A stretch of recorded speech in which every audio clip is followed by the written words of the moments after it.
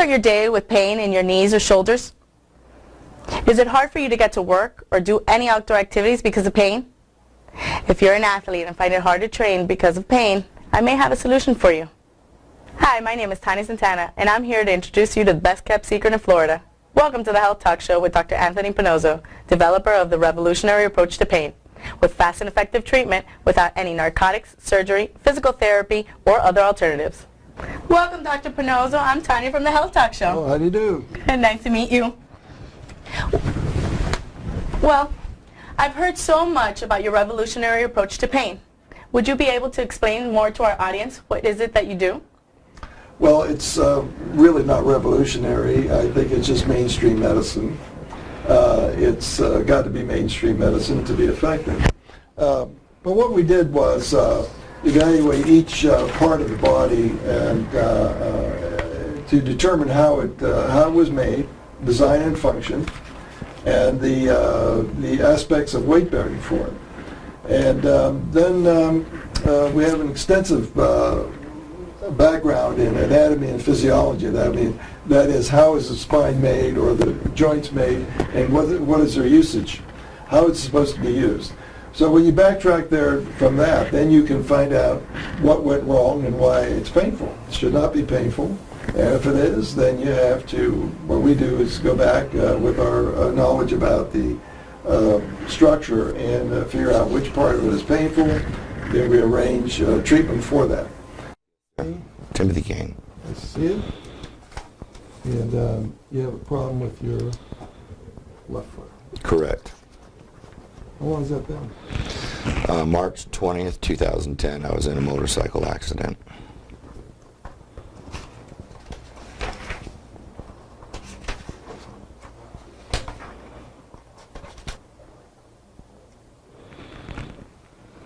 Okay, so anyway, from March 2010. Is that right? Yes, sir. And in that accident, what happened? I was delivered in an ambulance to JFK Medical Center, where I was diagnosed with a Liz Frank. How'd you get hurt in the accident? I had an elderly gentleman not watching where he was going, and he pulled right out in front of me and stopped. You were in a motorcycle? Yes, and I T-boned him. And then you fractured your ankle? I had a 5-centimeter fracture to my skull. I had 100 staples in my head, 2 plates put in, and my left foot had 16 surgeries over the course of 3 years, trying to save the foot from amputation.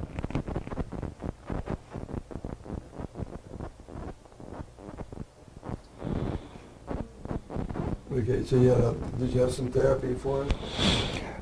After all the surgeries, I did go to physical therapy for about 6 months, and I did get some marked improvement from that.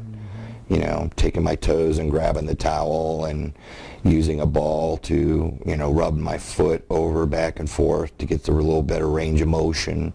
And it did help, and they used some massage and some electrotherapy, and I did get some small marked improvement. Okay, so you're left with what now? How does it bother you? It bothers me tremendously to be 45 and walk with a limp. Psychologically, mentally, and physiologically. So there's a pain when you walk now? Absolutely, there's a pain when I walk. Where is that pain? Pain ranges from the middle of my foot forward. So the middle of your arch? Yes. Forward? I don't have an arch. It's absolutely flat on the ground. Okay, so not it's collapsed. Not in the back of that, but... Correct.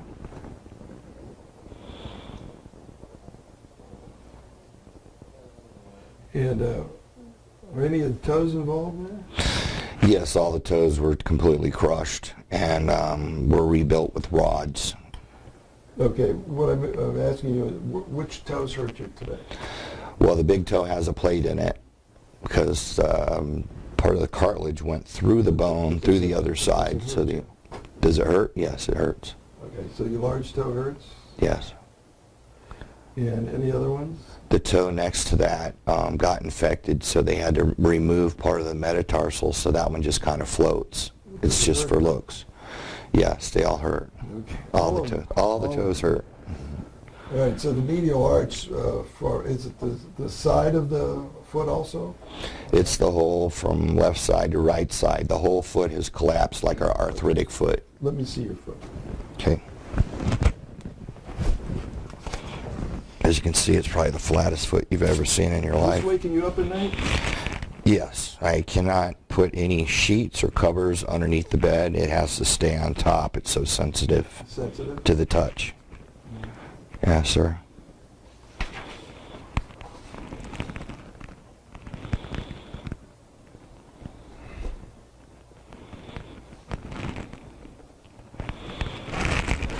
Good. Let's see.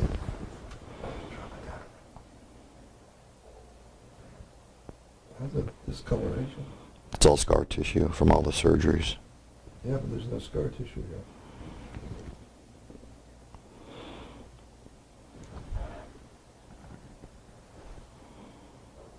Hey, that hurt? Yeah, if you push hard enough. Okay, that's pretty hard.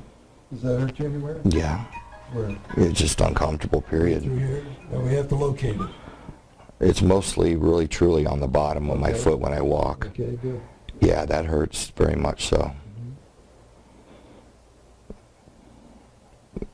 Yeah, that hurts. That one's numb. Stiff. Is there a rod in there? There's a plate, yes. That hurts? Yes. That hurts? Yes, sir. It's not as bad back there. These are joints. There's a joint here and there's a bone here and a joint there. Okay, that could be treated. Okay, okay. Now the ankle is not all that bad. No. You expect a little bit of problem because of this fusion here, if that's what they did. Yeah, they fused it. That's what that scar is up there.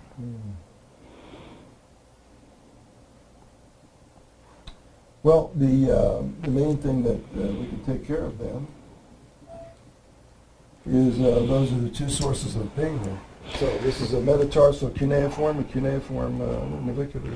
And what about this poor circulation that causes bruising and water retention and... Can't go by that. The water retention will occur when you have a dysfunctional joint. So if the joint is dysfunctional, which is with the fusion of that big toe, you're going to get that. But that is not a disease state. So that's not going to get treated to remove that because it's not a disease. It's a reaction to sickiness of the joint area. So the next step we would do then is to check for straight leg raise and make sure he's not getting no nerve there. And then we'd look at it under a fluoroscope to look at those areas, and then we'd need a film of you standing up. So we'd make sure the weight bearing's correct. Okay. And then that'll be it. Then we can take the pain out. Okay. I'll believe it when I see it. I make everybody happy when I say that, but it's true. Okay. So let's do the film first. There. Ooh, there it is. Okay, drop it in. This film was done for leg lengths. It's intended to provide me information whether he's wearing the patient's bearing weight normally on both feet. If not, we would correct that. But the film is normal, so we don't have to look at that. And move the foot down. Can you leave it flat? I You make it flat? I can Flat? try. Flat? This is as far as I can go.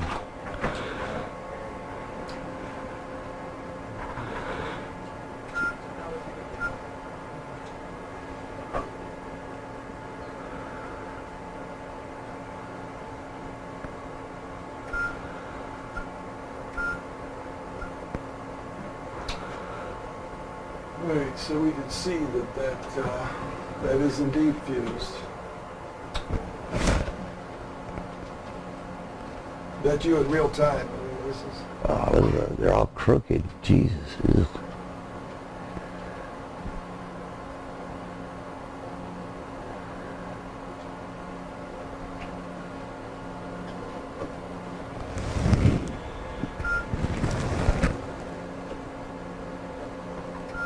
side is really bad now. It's all one The pain bone. you're having is from, we did this clinically already, but I'll show it to you on here. You can see that pretty good. Yeah. That's some of your pain right there. Right. That's a joint. Yeah. And some of this is right here. It's another joint. Right. Now, seems to be a little space there on this lower one. So we can relieve both of these. But it has to be done where the pain is, not from your spine. You never want to touch a nerve in your spine. Okay. For any reason. Okay. So that's about it. Now this whole thing can be rehabilitated. For instance, this toe here that you had trouble with. Yes. See the problems up in here. You see it? Yes. All that black. Right. These are all injectable sites that will relieve that pain and increase your mobility. Okay. Now you need to get your arch back so that as the treatment progresses, the arch will start to come back, and then we'll give you something to hold it up. So I can start wearing orthotics again because Well, they I were don't know. causing me too much pain. I don't know. Well, we're going to take the pain away. I don't know what your orthotics look like. They're $400 orthotics, but when you have no arch and all the bones are stiff, Doesn't mean a thing. it's fighting against it. You're always given a reason for why they do it. Stick with the issue. The Okay. issue is, how is that orthotic made, and is it compressible? Mm-hmm. You can't have anything that's compressible. It has to be rigid. to hold Okay. it. Otherwise, what do you got? Nothing. Nothing Right. won't work. Okay. All right, you all right so far? Yeah. All right. What do you want me to do? Treat the pain. Right now what I'm feeling is probably about a 80% relief in pain. And my foot is a little bit numb, but the improvement in pain is tremendous. I feel a lot better. It was really aching me bad, and the difference in pain is just tremendous. Is feeling absolutely awesome, and I have no pain in my foot whatsoever at this present time, and I'm ecstatic, very emotional about it. I thought I was going to have to live with this pain for the rest of my life, and this is the first time in 3.5 years that I've had no pain in my foot at all. And he backed up what he said, and he did what he said he was going to do, and I'm really happy about it. We have special films we do that no one else does. I have a patent on it.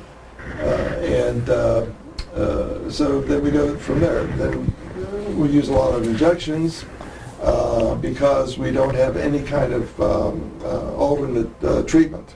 No technicians of any kind here. It's always a patient, doctor only, and that way we get the best kind of results, I feel.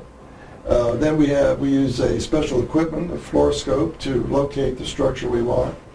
And there are a lot of doctors that have the fluoroscope, by the way, but and they're all pretty good at it. But we have an exceptional approach to various things, like shoulders, hips, knees, and the lower back, neck, headaches, so I think that's pretty much what you need to know. Well, in this segment, I think you mentioned about headaches. Yes. Especially migraine headaches. Yes. I know a lot of people suffer from severe migraine headaches, and it is very devastating to go throughout your day with it. Can you please explain to everyone how you would go on with this approach? Well, headaches are, actually when you talk about a headache, you're not talking about anything substantial. You're talking about a symptom, air. So you have a headache, so where is it from? Well, no one knows that. And that's why the treatments aren't that great. You get treated a long time, and this whole industry is made up from headache. For instance, triggers. You're not allowed to eat this or not allowed to eat that. I mean, none of that is true. None of it has any respect to headache at all. So it's just a big industry, so shall we say. The drug companies have a big industry there also because their drugs are very, very expensive. And what are they really treating? Headache is a symptom. You know, it's like pain in my leg. You know, where is it from? You have to know where it's from. So we did the research on that, unpublished as of yet. So we determined where a headache is located. You have to understand that every physician in order to treat something, you need to have it in your hand, you need to be able to look at it, you need to be able to squeeze it, look at it under a microscope, and then test it out. Now, with headache, you don't have that.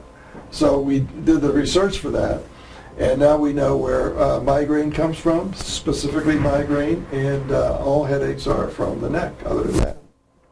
So the structures of the neck, which is right in through here, and you have all these bones and all the connectors, that's where headache is from. Now, we have special exams we do for that, clinical exams that is, and we understand all the pain patterns associated with every structure on there. So every bone has its own particular pain pattern and its own diagnosis. It's quite intricate, and because it's good, it's not only predictable but reproducible. So that is a science then. And it is new. Well, we've been working on this for 40 years, so I don't know how new it is. But for most of the public, it is new. For us, we've been working with this for a while. We can guarantee any headache to be treated to the satisfaction of the patient. So, to my understanding, what you're saying is that people don't have to take any pain medication after seeing you, after you treat them? That's correct. Dr. Pannozzo, do you prescribe any pain medication for these headaches? No, we don't believe that medication by mouth is the way to go, except for aspirin. Aspirin is your best drug. It's an anti-inflammatory. Headaches, you have to understand, are due to injuries of the ligament structure of the neck. And so the diagnosis is to find out where it is and treat it directly. So we don't prescribe any drugs whatsoever for that. Now, are migraine headaches genetic? Absolutely not. And migraine headaches, you said they don't originate from any triggers. No, they do not. Now, Dr. Pannozzo, do migraine headaches only affect adults or children as well? Any age group has headaches. And are you able to treat children and adolescents? Yes. Okay. And can you please explain to me, once they come to see you, is it a one-time thing, or how long do they have to come? No, once the area is treated and the range of motion without pain is achieved, that is the end result, and it's not coming back. But it's interesting that when you brought up children, that I did some research for autism. I had 33 children in this little study, and all of them had headache. All of them. And you're talking about a 2-year-old to 21-year-old. That's interesting to know. That's not taken into consideration in the autism treatment places. So that's original research, and they really ought to ask me about it. Do migraine headaches have anything to do with a hormonal imbalance? No, they do not. Dr. Pannozzo, you talked about autism. Can you please talk to me a little bit more about how you would treat patients with autism and what are the signs to look for and how they basically correlate? The term autism does not have a diagnosis such as that we use in medicine. It's an impression. So when somebody says that instead of 1 out of 154 children, now it's 1 out of 77 children, they don't have a basis for that. That's an impression of the examiner, and you should have a very cautionary note on that. First of all, these children have to be examined properly so that you can pick up if they have a headache or not. You can pick up if there are other things involved. So under the term autism, you have a lot of things going on that have really nothing to do with autism. Okay, to keep going with the autism topic, are children with autism the same thing as children with ADHD? I think it's kind of the same, just not as bad. What are the differences? Well, it's not as severe, so that I've examined all of these people. I have personal experience. I'm not just talking here, but they're not as bad with a bad neck as the younger ones with autism. So they all have to be examined in the proper way so you can find it. Now those who would say, well, we don't see that, well, they don't examine for it either. So there is a specific exam you have to do to pick that up, and it all has to do with headaches. So it's in the spectrum of, I shouldn't use that term spectrum, but it's a continuum from severe migraine down to a lesser headache, which is what you see in the younger ones. And migraines often last how long? Migraines, well, there's no way to know. Sometimes they last a short time, sometimes long time. I've heard of people going into a dark room for a week, which I think is, over treatment. And so that brings out the heightened sense of light and... Yes, all of that is symptoms of, but remember the migraine is from a structure in the neck. It's all treatable. So no matter, all these other things are superfluous. They're just ideas that other people say, but there's no basis for it. Now, being in a dark room with triggers and all that, there's no basis for that. In medicine, you need cause and effect. You need to say, this is the mechanism of disease. This is how it works. But migraine and autism, you can't say that. Right. So everybody that has been taking pills and all these medications that doctors have been prescribing, basically when they come to you, take them off everything, and we treat the area that we determine to be painful on the exam. which is a lot more cost efficient. Absolutely. You need to have a background in anatomy and physiology. In other words, you have to know the body and how it works. That's the physiology. And then you have to know, you have to think past that and say, well, what went wrong with it? What's the design and function? So it's a different look at it completely legitimate, though. MRIs are not very good, so Right. that most people do that. But you have to get that, plus you have to examine people. You have to examine part by part before you know what to treat. And that's primarily what we... And what can I do for you today? I have pain in my right shoulder. I believe an injury, due to an injury when I was bench pressing heavy. It was like a snap, like a rubber band snap.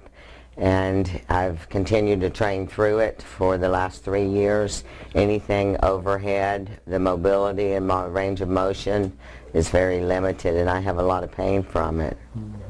Can you sleep on it? It makes it really sore, yeah, in the mornings when I'm... Wake you up? Yes, sometimes, yes. And do you have an x-ray for it? No, sir. So this is the motion bothering you then? Mm-hmm. And show it to me. Overhead. Yeah. Are you getting a pain now? A little bit, but it's more when I'm doing weight with it. Okay. Where do you feel that? When you do this, where do you feel it? Here. Right there. Okay. And then it's not just overhead movement, even just pulling or rowing motion, sometimes doing my even biceps. Anything where this is engaged, I feel it. It's not necessarily just overhead. Now the waking up at night is actually a ligament stretch. That's why it wakes you up, because the ligaments are under tension, because your whole body wants to relax when you sleep. Right. I mean, everything just relaxes. Now, if there's something that doesn't, it's going to show and it's going to wake you up. So in this case, so that's how you interpret that. And I sleep with my arms above my head, Ooh. which I wake up and my fingers are numb. Oh.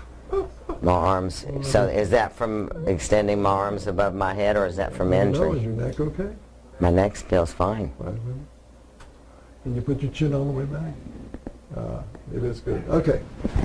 Well, let's see your good one. It's not that great. You have the same problem. Yeah, you have the same problem. This is just worse. Oh. I remember the degrees you got here. Oh. This is 0. This is 10. That's bad. That's all you have. Mm-hmm.